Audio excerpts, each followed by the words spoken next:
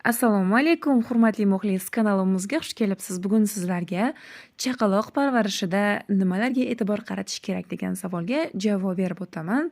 Demak, boshladik. Birinchi navbatda kindik tushishi. Kindik qoldig'i odatda tug'ruqdan so'ng 4-5 kun ichida tushib, ba'zi vaqtlarda 8-10 kunlarga ham cho'zilishi mumkin. Agar kindik sohasida namlik bo'lsa, 70% spirt eritmasi tomizilib, sterillangan bint yordamida artiladi. Ayrim vaqtlarda chaqaloqning muntazam bezovta bo'lib yig'lashi sababli ham kindikda shish kuzatiladi. Bordi-yu chaqaloqning kindigi qoldig'i 15 kun ichida ham ko'chib tushmasa yoki soha atrofida qizarish, yallig'lanishga o'xshash belgilar kuzatilsa, darhol shifokorga murojaat eting. Liqildoq.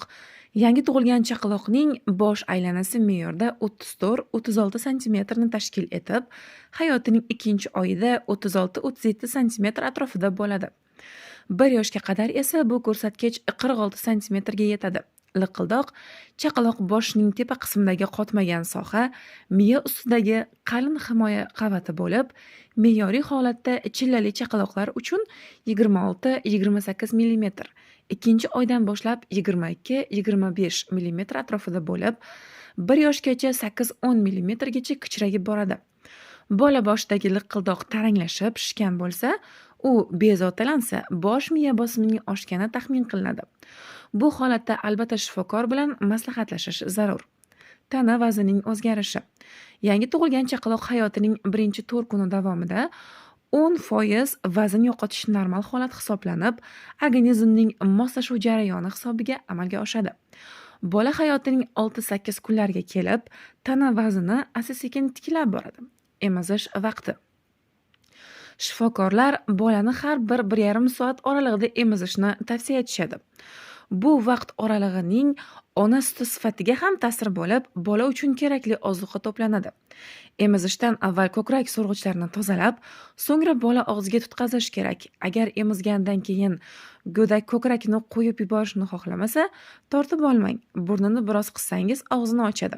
Ona suti sifatli bo'lishi uchun ayol taomnomasida foydali vitaminlarga boy mahsulotlar bo'lishi kerak. Demak, chaqaloqni qachon cho'miltiramiz? Chaqaloq kindiga hali tushmagan bo'lsa, cho'miltirishni biroz keyinga qoldirish darkor. Bu holatda chaqaloqning badanini iliq suvga shimdirilgan nam paxta bilan tozalash kifoya qiladi. Kindigi to'liq tushganda esa 37,5 darajali iliq suvda cho'miltirish mumkin. Bola terisida turli toshmalar toshishining oldini olish uchun esa suvga moychechak damlamasdan ozroq qo'shish tavsiya etiladi. Sovuq kunlarda chaqaloqni 2-3 kunda bir marta 8-10 daqiqa davomida cho'miltiriladi. Suvli muolajalardan so'ng terisiga turli yog'lar surtmang, chunki tayyor yog'lar teriga turlicha ta'sir etishi mumkin. Uyqu vaqti ham juda muhim hisoblanadi. Chillali chaqaloq bir kunda 4-5 martagacha uxlashi mumkin. Bu uyqu vaqtlari avvalgiga qaraganda uzoqroq davom etib, so'ng asta-sekin kamayib boradi. Bolaning tungi uyqusi osuda o'tishi uchun uni kechga yaqin cho'miltirish tavsiya etiladi. Bordi-yu go'dak uyqusida tartibsizlik yuzaga kelsa, kun boshidan emizish va uxlatish tartibini nazorat qiling. Bolakayni qayd qilishi nimadan? Bola emib bo'lgach, uni chayqatish, qorni bilan yotqizish mumkin emas. Tik ko'targan holda biroz ushlab turing. Agar emizishdan so'ng ozroq qayd qilsa, bu xavfli emas. Bola oshqozoniga ortiqcha bo'lganini shu tariqa chiqarib tashlaydi. Chaqaloqlarda hazm qilish faoliyati hali yaxshi rivojlanmagani bois, emib bo'lgach qayd qilishi mumkin. Biroq tez-tez va emizish vaqtidan tashqari ham qayd qilsa, shifokorga ko'rsatish kerak. Chaqaloq nega tez-tez aksiradi? Chaqaloqlar kuniga 3-4 martagacha aksirishi mumkin. Bu jarayon bola organizmi uchun normal holat bo'lib, ortiqcha tashvishga asos emas. Ammo aksirish burundan shilimshiq suyuqlik kelishi bilan bo'lsa, shamollash taxmin qilinib, bolalar shifokorga ko'rsatish zarur.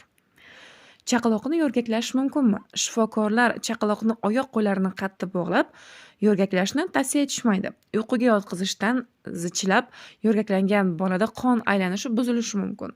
Oyoqlarini zichlab yo'rgaklash to son suyaklari rivojlanishiga ta'sir etadi.